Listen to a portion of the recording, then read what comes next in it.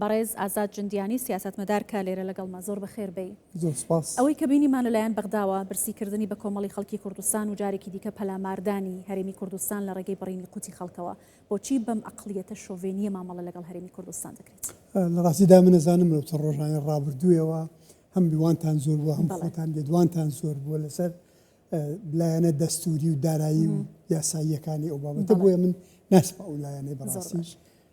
و من ئەمەوێت لێرەدا بەشداری بکەم لە گۆشەنیگا و لە شوێنێکی ترەوە بەشداری بکەم، لەوەی بەشداری بکەم کە ئێمە خۆمان تووشی ئەو هەڵەیە نەکەین، بڵێن ئەمە شۆڤێنیەتە، بڵێن ئەمە فاشیزمە، بڵێن ئەمە دیکتاتۆریەتە، بڵێن ئەمە تیرۆریزمە.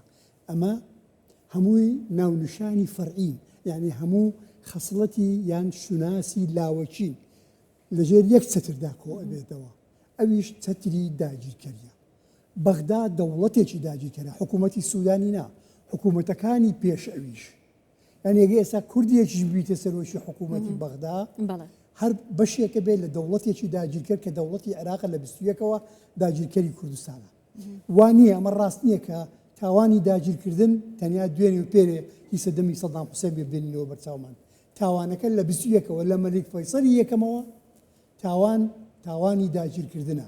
بۆیە من تکام وایە داوا لە ئێوە شەکەم میدیاکان و داوا لە نووسەرانی شەکەم و داوا لە خەڵک شەکەم با خەڵک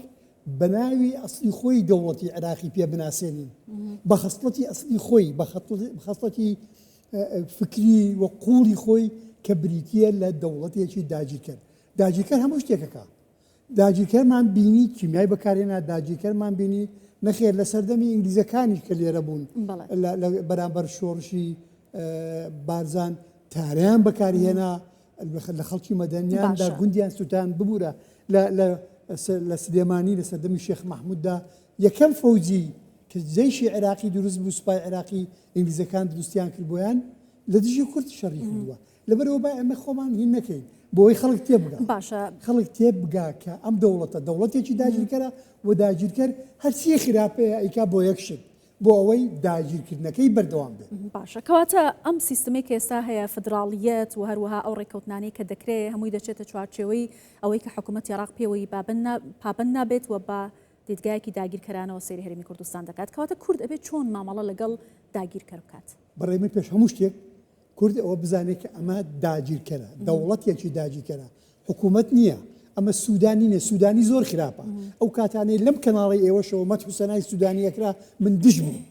و ئێستاش دژم، چونکە سوودانی ئالەتێکە بوو کە شوشەیەکە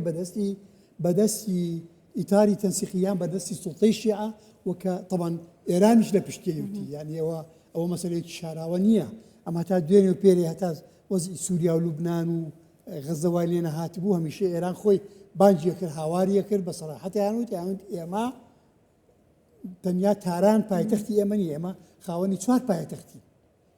لەبەرەوە ئەوەی ئێستا هەیە بەڵێ پشتیوانی خەڵکی دیشی چکە تۆ لە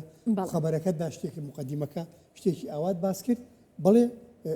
ئێران پشتیوانی لێەکە. هەتا ئێستا قسە هەیەکە، ینی ئەو چەند ڕۆژە قسەی هەندێک لە میلیشیاکانی سەر بە ئێران، سەر بە سوپای قودس گەرم و گوڕ بۆتەوە قسەکە هەڕەشەکانیان درۆەکەن، ڕاستەکەن بە بابەتێکی ترا. بەڵام هەتا ئێستا باسەکەن ئێمە ئیتر ئەڵێ لە بەرژەوەندەکانی ئەمریکا ئەدەین، یەک دوو زاناوی کوردیش دێنن کە لە بەرژەوەندەکانی کوردیشەدا. باشە، ئەو کەسانەی کە ئەم سیاسەتە لە عێراق پەیڕەو دەکەن، واتە ئەوانەی کە لە دەرەوەی عێراق سیستمی عێراق بەڕێوە دەبن، بەم شێوازە مامەڵە لەگەڵ هەرێمی کوردستان بکات، چی قازانجەکەن؟ بەرژەوەندی ئەوان لە دژایەتی هەرێمی کوردستان لەکوێدایە؟ هەرێمی کوردستان بۆتە چقلی چاوی داگیرکەران، ینی بەتایبەتی لەم خۆناخەدا کە کورد لە هەموو شوێنەکانە سەر منجایش لە کەناڵەکە ئێوە وتومە ئەنی پێشی چەند مانجێک پێش ئێستا کە ئەو قسانە ئەکران کورد لاوازە، کورد بەهێزە، من وتومە نەخێر کورد بەهێزین. یەکەم جارە کورد لە هەموو پارچەکانیدا لەسەر قاچی خۆیەتی، ینی جاران بە هەر 4 داگیرکەرەکان سەرگەرمە بوون کە بزاوتی کورد، کوردایەتی، شۆڕشی کورد، بزوتنەوەی سیاسی کورد، بزوتنەوەی ڕزگاری خوازی کورد لە پارچەیەک دامرکێنەوە و نێڵنە سەر هەڵدا. ئێستا لە هەر 4 پارچەیدا هەیە و ئەوانی لەگەڵ یەکتر ناکۆکن، دوژمنایەتیان هەیە، دوژمنایەتی سەردەمی عوسمانی سەفەوی خەریکە سەر هەڵداتەوە. ئێستا زۆر بابەتی لەو بابەتانە هەیە کە لە مابەینی تورکیا و ئێران کێشەی زۆر هەیە، لە مابەینی تورکیا و سووریا شتی کۆن هەیە وەشتی ئێستاش دێتە پێشەوە چکە کەس نازانێ مۆزوعەکان چۆن ڕۆن بەرەو پێشەوە باشە لەبەرەوە ئەمانە قازان زیان نییە ینی بێگومان ئەمانە زەرەکەن بێگومان ئەمانە زەرەکەن 100 ساڵەیە ئەوان ئێمە ئەیانەوێ ئێمە لەناو بچین بتوێینەوە نەمێنین لەو شوێنانەی کە زۆر لاوازیان کردبووین بۆ نمونە لە باکوور کوردیان بە سەدەمی ئەتاتورکەوە زۆر لاواز کرابوو کورد لە ماڵی خۆیدا بە تەقەتەق ئەیتوانی ژنومێر بەیەکەوە دوو قسەی کوردی بکەن کەچی ئێستا لە بازارەکانی ئەستەمبۆڵدا لە بازارەکانی ئەنقەرەدا کورد بەسەدان گۆرانی بێژەنە لەوێ گۆرانی ئەڵێن کۆنسێرتی کوردی ئەکرێت بە دەیان هەزار خەڵک ئەچێ بەشداری ئەکا ئەمە تێپەڕی ئەم خەونیان تێپەڕی ئەوان پێویستە ئێستا لە ڕوانگەی ئەوەی چۆن خۆیان لە هەژمونی کورد خۆیان لە زەربی کورد بپارێزن ئەبێ هەر لە هیچ دەبێت لە بەرخاستی خۆیان بە خۆیان دابستنەوە زۆر باش ئاماژت بە لاوازی حکوومەتی عێراق کرد ئێستا شەڕی تایەفی لە نێو عێراق هەیە شەڕی شیعە لەگەڵ شیعە هەیە ناوماڵی شیعە ناکۆکە فشاری دەرەکیش و هەرێمیشی لەسەر عێراق هەیە پێت وایە عێراق کاتێک کە لەو پەڕی لاوازیدایە ئەم شێوە کارتانە بەرامبەر بە هەرێمی کوردستان بەکاردەهێنێت یا ئەمە هۆکاری دیکەی سیاسی کۆمەڵێک هۆکار هەیە پێش هەمووسێک جارێمەوە بڵێم کە قسەیەکی ماگۆر پوچەڵ بووە کە ئەو ئەیوت ئەگەر بەغدایە گوتو بە هێزبێ ئەوە هەرێمی کوردستانیش بەهێزە ئەو لە دوای ریفراندۆم ئەو تێزەی هێنایە پێشەوە کە من ئەو کاتە وتارم لە دژنووسی و ئێستاش ئێڵێمەوە ئێستا ئەمە دەرکەوت بەغدا بەهێزیش نییە وەک خۆی بەهێزیش نییە ئێستا ئابوووریەکەی لەسەر لێواری ڕووخانە ئەو هەموو کێشانەیە کە تۆ ئاماژت پێیدا و جاران سووریا جۆرێک بوو لە باخچەی پشتەوەی ئەو و لە ئێرانەوە هەوا پشتیوانی ئەکرد ئەویش پشتیوانی لە ئێرانە کرد ئێستا هەموو ئەوانەی نەماوە بەڵام لەگەڵ ئەوژدا تەماشاکەی ئاوان لەگەڵ کورد مامەڵە ئەکەن ئێستا ئەگەر ئێمە بۆ قسەکەی تۆ بین کورتی بکەینەوە ئەمە بگوازینەوە بڵێن ئەمە محەمەشەیە سوودانیەوەکە ئەمە بۆ چی واکە ئەگەر قەرار بێ ئەو بێت بۆ واکە چکە هینەی تەحالفێکی پێکێناوە ئەوێ لەو ئینتیخاباتە بێ لێرە بۆمان دەرەکەوێ کە لەناو کۆمەلگای عەرەبی شیعی و عەرەبی سونیشتا ئەندازەیەک لە ئێستادا لە عێراق دژی کوردن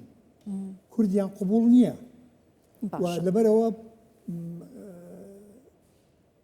جگە لەوەیەکی ئێران هانی ئەدا و دۆستەکانی هانی ئەدەن و ڕئیسەکانی ئێرەی گەورەکانی ئێرەی کە مالکی یەک لە گەورەکانیان هەرچەندەوەن زۆر ناکۆکن لەگەڵ یەک مالکی سوودانی بەڵام ئەوانە هانیان ئەدەن کە دژی کورد بوەستنەوە باشە بەڵام بۆچی لە کاتێکا کورد یەکێک لە پێکهێنەرە سەرەکیەکانی ئەم حکوومەتەی سوودانی بووە پاڵپشتی کردو بۆی سوودانی بڵێ بۆی کە بتوانێت ئەم حکوومەتێک پێکبێنێت کاتێ شەڕی نێوماڵی شیعە هەیە دێن چەقی ململانەکانیان لە هەولێر دێن لای دەکەنەوە ئێمە بۆ وزنی شیعر پێکهێنەری حکوومەتەکەی ئەوین بەشداری بۆ وزنی شیعر ئێمە چی باشە بە 2 ساڵ سەرۆکایەتی حکوومەتمان بدەنێ بۆ ناماندنێ قانون لە دەستودا نهاتۆ بڵێ کورد هەر ئەبێ ڕئیس جمهور بێ ئەمە بە حسابی خۆیان خاتریان گرتوینەوەمانە دەنێ نەخێر ئەگەر ئێمە بەشێکین لە سوڵتەی سیاسی عێراق دەبا سەرۆکایەتی حکوومەتمان بدەنێ دێن باشە بەبێ کورد ئەم سوڵتە سیاسی چی لێدێ ئەگەر کورد بکشێتەوە لە پرۆسی سیاسی ئەمە خۆیان هەندێک لە نووسەرەکانیان ئەڵێن نامێنێ هەندێک ئەڵێن نامێنێتەوە ئەگەر کوردیان لەگەڵ پارسەنگی هێز تێک ناچێت ئەمە پارسەنگی هێز تێکە چێ جەخوایە کرد ئێستا تێکە چوو من لایەنگری ئەوە ئێستا تێک چێ یعنی ئێمە هەڵەیەکی زۆر گەورە ئەکەین پێمان وابێ ئەگەر ئێمە بۆ نمونە ملماندا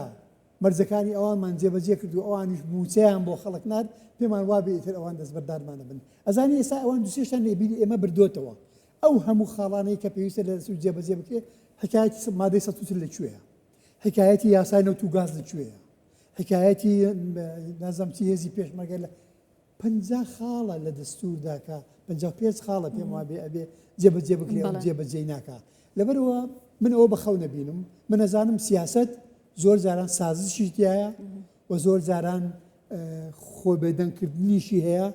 زۆر جاران بە پێی پەندە کوردیەکەەوە هەیە ئەڵێ ئەو کونەی بای لێدێ بیگرە ئەوەشی تایە من لە سیاستدا ئەمە هەیە بەڵام ئێستا بەڕاستیدا من پێم وایە ئێمە ئەبێ سیاسەتێکی نەترسانە بوێرانە بگرینە بەر مەترسی هەیە بەڵێ هەیە بەڵام نابێ مەترسی ئێمە بترسێنێ ئەگەر قەرار بێ ئێمە لە مەترسیەکان بترسین ئەوە معنای وایە ئێمە بە هیچ جۆرێک ناتوانین مەترسیەکان بگۆڕین بۆ دەرفات زۆر باشە کەواتە دەرەنجامی ئەم ڕەفتاری بەرپرسانی عێراق بەرامبەر بە هەرێمی کوردستان چۆن دەبێت دەرنجامی بەڵێ ئەم ڕفتاری کێستا من ببوورە من لە دەسەڵاتی تەنفیزی نیم لە باشە. هەرێم هەتا بزانم چۆن چیا ڕژراوە چی ئەبێ بەڵام من ئەوەندا ئەزانم کە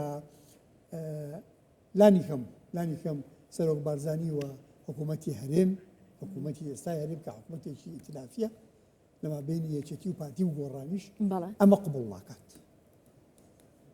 کاتەمە کۆتا بژاردە دەبێت لە بەردەم هەرێمی کوردستاندا کۆتا کارتی دەبێت بەرامبەر بە عراق بەم ڕفتاری کە لەگەڵی دیکە بەکاری من بێنێت نازانم چی ناکە کە قبوڵ ناکە ئەمە قسەیەکە